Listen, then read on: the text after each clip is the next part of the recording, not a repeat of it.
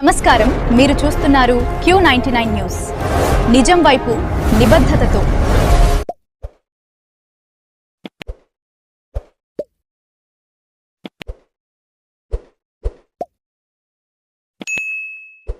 నా పేరు why Uma Parvati.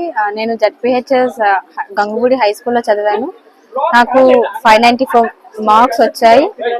District first rank వచ్చింది. దీనికి మా టీచర్స్ చాలా సపోర్ట్ చేశారు అండ్ బెస్ట్ గైడెన్స్ ఇచ్చారు టీచర్స్ అందరి సహకారంతో జిల్లా ఫస్ట్ ర్యాంక్ సాధించాను. ఈరోజు కలెక్టర్ సార్ నన్ను మీట్ అవ్వడానికి వచ్చారు. Thank you sir for coming. DEO sir, MEO sir, అందరూ ఎడ్యుకేషన్ ఆఫీసర్స్ అందరూ వచ్చారు.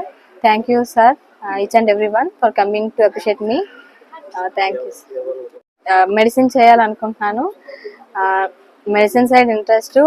మెడిసిన్ చేసి పీపుల్కి సర్వీస్ చేయాలని అనుకుంటున్నాను.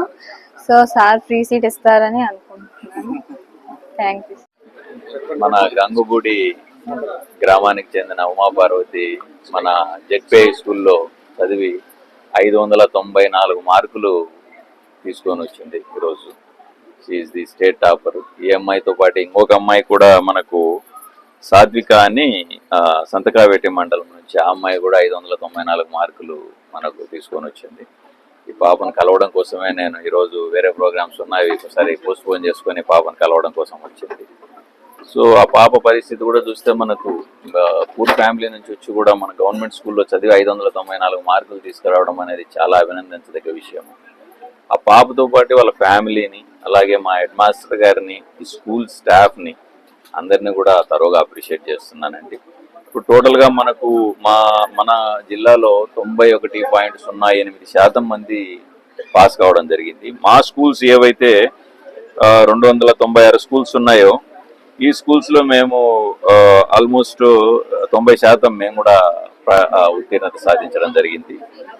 ఫస్ట్ క్లాస్లోనే 11,916 మంది పాస్ కావడం జరిగింది. సెకండ్ క్లాస్లో 1,754, థర్డ్ క్లాస్లో 524 మంది పాస్ కావడం అయింది. ఒక 1,800 మంది ఫెయిల్ కావడం కూడా జరిగింది. సో దీంట్లో ఫెయిల్ కావడం ఏం తప్పు లేదు, బట్ మనం మళ్ళీ పాస్ అయ్యి ఆ తప్పు సరిదిద్దుకోవాలి అంతే. సో దీంట్లో డిసప్పాయింట్ కావాల్సింది ఏమీ లేదు. త్వరగానే మనకు ఇప్పుడు సప్లిమెంటరీ నోటిఫికేషన్ వస్తుంది, 25th వస్తుంది. సో మీరు ఎగ్జామ్ రాసి అందరూ కూడా మళ్ళీ కొంచెం కష్టపడి పాస్ కండి. అండ్ మా స్టాఫ్ను కూడా నేను రిక్వెస్ట్ చేసేది, ఎవరైతే ఫెయిల్ అయిన పిల్లలు ఉన్నారో వీళ్ళందరినీ తీసుకొని మనము మోస్ట్లీ వీళ్ళంతా కూడా సింగిల్ సబ్జెక్ట్ ఫెయిల్ అయిన వాళ్ళు ఉంటారు. వీళ్ళందరినీ కూడా సబ్జెక్ట్లో కొంచెం ట్రైన్ చేసి మనం వీళ్ళందరినీ కూడా పాస్ చేద్దాం. Okay, thank you so much అండి. ప్రభుత్వ పాఠశాలల్లో జిల్లా టాపర్గా నిలిచింది.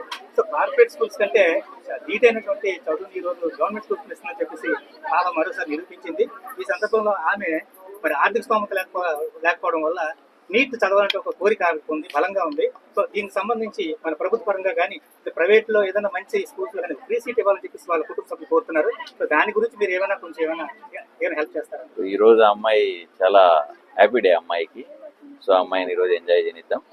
ఏంటంటే ఆ అమ్మాయికి ఏదైతే ఇప్పుడు ఎడ్యుకేషన్ కోసము ఆ అమ్మాయి టార్గెట్ రీచ్ కావడం కోసం 100% మా సపోర్ట్ ఉంటుంది. సో ఆ అమ్మాయిని మేము ప్లాన్ చేస్తాం నెక్స్ట్ 1 వీక్. ఆ అమ్మాయి టార్గెట్ కోసము ఫుల్ సపోర్ట్ ఇవ్వడం జరుగుతుంది. ఆ అమ్మాయి టార్గెట్ రీచ్ అయ్యేట్టు మనము ఫుల్ హెల్ప్ చేయడం కూడా జరుగుతుంది.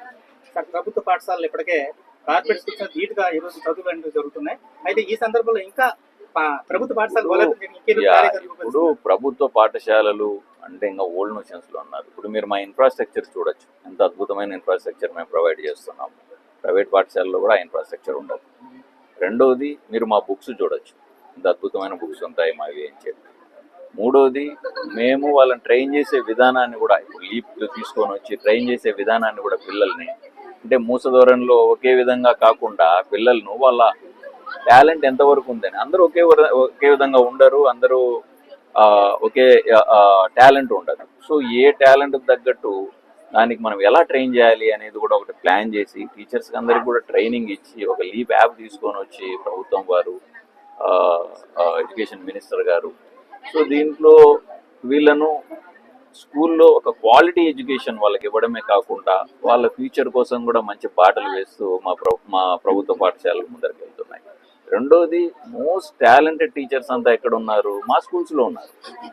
సో ఒక పాత ధోరణిలో మమ్మల్ని ఎవాల్యుయేట్ చేయకండి.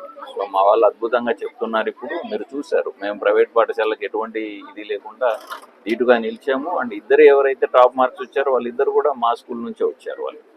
సో మీరు అందరినీ కూడా నేను కోరేది ఏంటంటే, మీరు దయచేసి మీ పిల్లలందరినీ కూడా మా ప్రభుత్వ పాఠశాలలో జాయిన్ చేయండి. అండ్ ఇటువంటి రిజల్ట్స్ చూసి మీరు ఒకసారి ఎవాల్యుయేట్ చేసుకొని మా స్కూల్స్లో మీరు జాయిన్ చేయాల్సిందిగా ఉంది.